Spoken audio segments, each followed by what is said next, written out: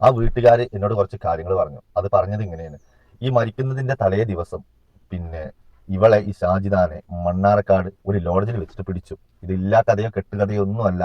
ധൈര്യമായിട്ട് ഞാനൊരു സോഷ്യൽ മീഡിയയിൽ വന്ന് പറയുന്നുണ്ടെങ്കിൽ അതിന് തക്കതായ തെളിവുകളും എവിഡൻസുകളും എന്റെ ഭാഗത്തുണ്ട്.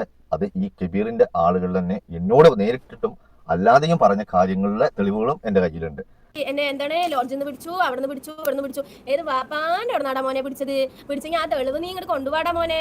അങ്ങനെ കയ്യോടെ പിടിച്ച തെളിവ് നിന്റെ മണ്ണാർക്കാട് ലോഡ്ജിൽ നിന്നാണല്ലോ പിടിച്ചത്. നിന്റെ മണ്ണാർക്കാട് ലോഡ്ജിൽ തെളിവ് നീ ഇങ്ങോട്ട് എടുത്ത് കൊണ്ടുപോടാ മോനെ. അപ്പൊ അങ്ങനെ ഷാജി ഇവളറിയാത്തൊരു ചുരുക്കം പേരേ ഉണ്ടാവുള്ളൂ. അത്രയ്ക്ക് ഫേമസ് അല്ലേ? സോഷ്യൽ മീഡിയയിൽ എന്തൊക്കെ കാണിച്ചു കൂട്ടാമോ അതൊക്കെ കാണിച്ചു കൂട്ടിയൊരു വ്യക്തിയാണിത്. അതൊക്കെ ഒരു സൈഡിൽ നിൽക്കട്ടെ. ഷാജിദയുടെ ഭർത്താവ്, അതായത് കബീറിന്റെ വേർപാടിന് പ്രധാന കാരണം ഷാജിദയാണെന്ന് വീട്ടുകാർക്കും നാട്ടുകാർക്കും എല്ലാവർക്കും അറിയാം. പക്ഷേ ഈ സത്യാവസ്ഥ അറിയാതെ ഇപ്പോഴും കുറേ ആൾക്കാർ ഇവളെ സപ്പോർട്ട് ചെയ്യുന്നുണ്ട്. യഥാർത്ഥത്തിൽ എന്താ സംഭവിച്ചെന്നുള്ളത് കുറേ തെളിവുകളായിട്ട് ഷെരീഫ് ജനങ്ങളോട് തുറന്നു പറഞ്ഞിട്ടുണ്ട്. നമുക്കതൊന്ന് കാണാം. ഇതാണ് ഇവളെ, ഈ സാജിദാനെ മണ്ണാർക്കാട് ലോഡ്ജിൽ വെച്ചിട്ട് വേറെ ആരുമായിട്ടോ പിടിക്കപ്പെട്ടു. അങ്ങനെ ഇത് പോലീസ് സ്റ്റേഷനിലെത്തി. പോലീസൊക്കെ വന്ന് കേസായിട്ടുണ്ടായിരുന്നില്ല. ഇവർക്ക് കോള് വന്നു, ഇങ്ങനെ പിടിക്കപ്പെട്ടിട്ടുണ്ട്, എന്താ ചെയ്യേണ്ടത് എന്ന് ചോദിച്ചിട്ട്. അങ്ങനെ വിവരം, ഈ കബീറിന്റെ വീട്ടുകാർ വിവരം അറിഞ്ഞപ്പോൾ ആ വിവരം കബീറിനോടോ മറ്റുള്ളവരോടോ പറഞ്ഞാൽ വിശ്വസിക്കാത്തൊരു വിവരമായിരുന്നു. കാരണം കബീർ അമിതമായിട്ട് ഇവളെ സ്നേഹിച്ചതിന്റെ പേരിൽ ഇവൾ എന്താ പറയുന്നു അതായിരുന്നു കബീറിന് മുഴുവൻ സത്യങ്ങളും. ഒരു പരിധി വരെ ഈ അവസാനം മരണത്തിലേക്ക് പോകാണ്ടായ ഒരു റീസൺ ആട്ടോ പറയുന്നത്. അങ്ങനെ ഇത് പിടിച്ചു.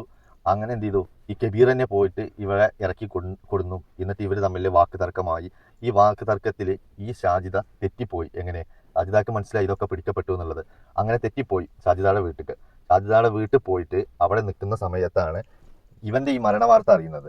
അപ്പോൾ ഈ തെറ്റിപ്പോയ സമയത്ത് പിന്നെ ഒരു 1.5 ദിവസം 2 ദിവസത്തിന്റെ ഒരു ഗ്യാപ്പ് കിട്ടിക്കണം. ആ 2 ദിവസം ഇവ കാല് പിടിച്ചിട്ട് അവളെ തിരികെ വിളിച്ചിക്കണം. അവളുടെ അടുത്ത് ഇത്ര വലിയൊരു തെറ്റുണ്ട് എന്നറിഞ്ഞിട്ട് പോലും തിരികെ വിളിച്ചിക്കണം. അപ്പോൾ ഇതാണ് ഷെരീഫ് ഉന്നയിക്കുന്ന കാരണങ്ങളിൽ ഒന്ന്. അപ്പോൾ ഈ ഒരു സംഭവം മൂലം നാണം കെട്ട് ഇവളുടെ ഭർത്താവ് ചോദ്യം ചെയ്തതിൽ അങ്ങോട്ടും ഇങ്ങോട്ടും പ്രശ്നം ഉണ്ടായിട്ട് അതിൽ രോഷാകുലയായിട്ട് വീട്ടിൽ നിന്ന് ഇറങ്ങിപ്പോകുകയായിരുന്നു ഷാജിദ. ഇത് പല വീടുകളിലും സംഭവിച്ചുകൊണ്ടിരിക്കുന്ന ഒരു സംഭവമാണ്. ഇങ്ങനെ എന്തെങ്കിലും പ്രശ്നം ഉണ്ടായി കഴിഞ്ഞാൽ നമ്മൾ ഓരോരുത്തർ ചോദ്യം ചെയ്യും. ചെയ്ത തെറ്റ് തിരിച്ചറിയാൻ മനസ്സ് കാണിക്കാതെ അവർ നമ്മുടെ മുഖത്ത് ചവിട്ടിയരച്ച് വീട്ടിൽ നിന്ന് ഇറങ്ങിപ്പോകും. അതുകൊണ്ട് തന്നെ ചില ആണുങ്ങൾക്ക് ഇത് താങ്ങാൻ കഴിയില്ല.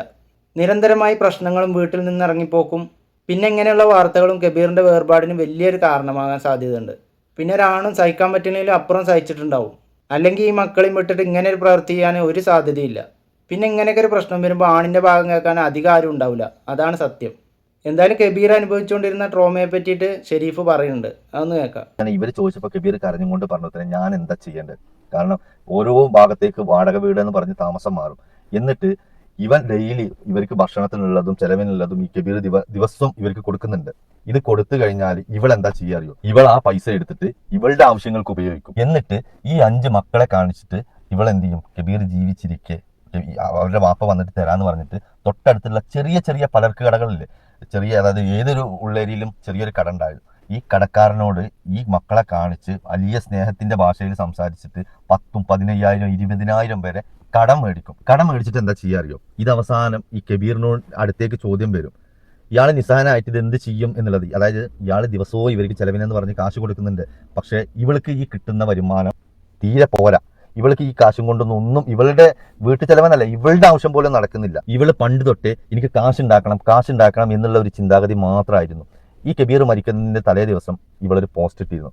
മറ്റൊന്നുമല്ല, എൻ്റെ 16ാമത്തെ വയസ്സിൽ തുടങ്ങിയതാ ഈ വീർപ്പ് ഞാൻ എൻ്റെ തലയിൽ ഏറ്റി നടക്കല്. എനിക്കിനി വയ്യ, മടുത്തു, ഈ ജീവിതം തന്നെ മടുത്തു എന്നൊക്കെ പറഞ്ഞിട്ട് ഇവള് ഒരു പോസ്റ്റ് ഇട്ടിരുന്നു. അതായത് ഈ കബീറിനെ അത്രയും മടുത്തിട്ടും എന്നൊക്കെ പറഞ്ഞിട്ടാണ് പിന്നെ ഒരു മനുഷ്യന് സഹിക്കാൻ കഴിയാവുന്നതിൽ അപ്പുറത്തേക്ക് തരം താഴ്ത്തിയിട്ടാണ് ആ പോസ്റ്റ് അവള് ഇൻസ്റ്റഗ്രാമിൽ പോസ്റ്റ് ചെയ്തിരുന്നത്.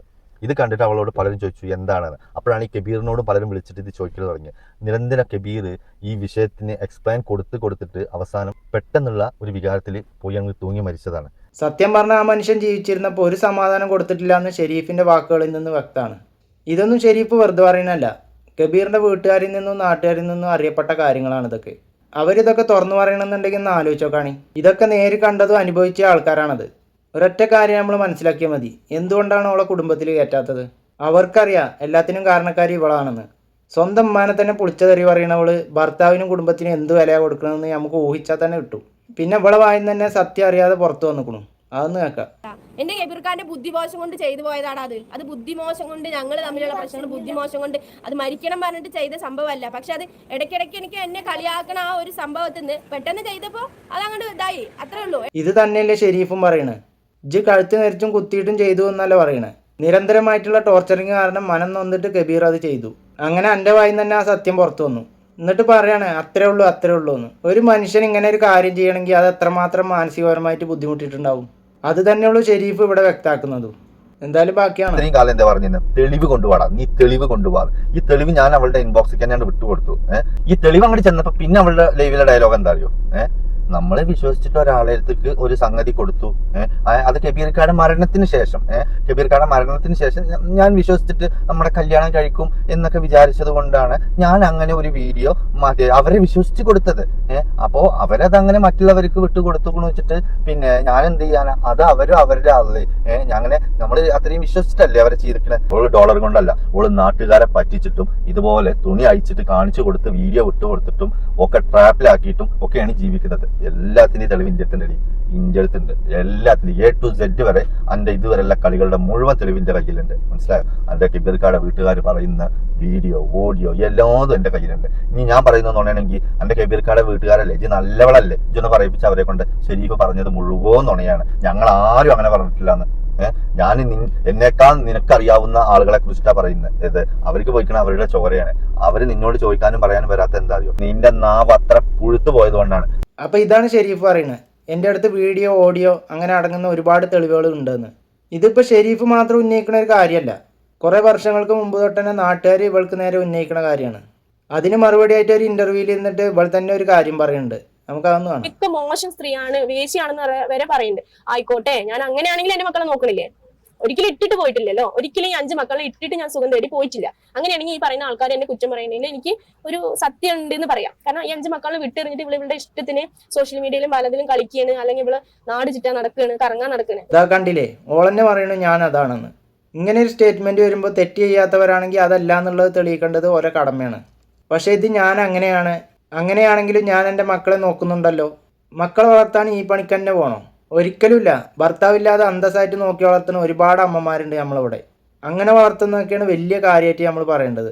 അല്ലാതെ ഇങ്ങനെ വളർത്തിയെന്ന് ഒരു പബ്ലിക്കിൽ വന്നിരുന്ന് പറഞ്ഞു കഴിഞ്ഞാൽ അത് ആ മക്കൾക്ക് തന്നെ അപമാനമാണ്. അപ്പോൾ ഇത് തന്നെയല്ലേ ഷെരീഫും വളരെ വ്യക്തമായിട്ട് പറയണത്. ഇങ്ങനെയായിരുന്നു ജീവിച്ചിരുന്നതെന്നും അതുമൂലം അപമാനം സഹിക്കവയ്യാതെ കബീർ അത് ചെയ്തു കാണും, അല്ലാതെ എന്താ? എന്നിട്ട് ഓരോരുത്തർ സത്യം വിളിച്ചു പറയുമ്പോൾ എന്തിനാ അത്ര പൊള്ളണ്?